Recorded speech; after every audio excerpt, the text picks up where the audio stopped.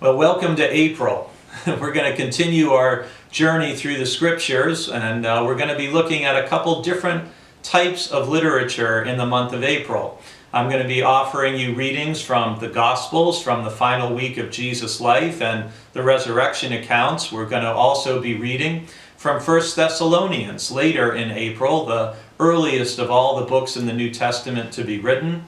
We're going to continue to go through the book of Psalms because it's very helpful to reread the same material 2 months in a row, and also because with everything going on in our nation and in the world, it's a time when reading some of those laments I think is very helpful and speaks to how many of us are feeling. And finally, I'm going to have us reading through the prophet Isaiah, one of the most foundational books for the New Testament in the Old Testament, along with the book of Psalms and the book of Deuteronomy. Today I want to start with Psalm 5, verse 11. Psalm 5 is a prayer for deliverance.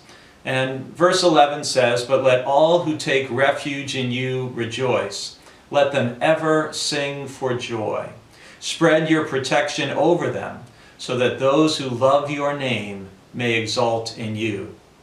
That verse seems to me to be appropriate for the days in which we find ourselves as the pandemic continues to grow and spread across our nation, and sadly as there are more people who pass away as a result of it. Obviously, life in our nation is nothing resembling what most of us would consider normal. And Psalm 5, like so many of the Psalms, is a prayer for God's intervention, for God's deliverance in the time of trouble and hardship. And so look at the different parts of that verse. Let all who take refuge in you rejoice.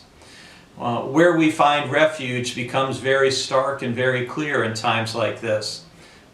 Many of us, our financial situation has taken a serious turn for the worse. And so many of us, whether we realize it or not, consciously or not, we put a great deal of trust and confidence in our finances. And Psalm 5 encourages us to make God our foundational refuge, and that when God is our refuge, we will one day be able to sing and to rejoice again. And in the meantime, we pray that God would spread the Lord's protection over everyone, and especially those in the medical profession who are on the front lines of this pandemic. And we pray that all who love God's name may soon be able to exult in God and in God's deliverance.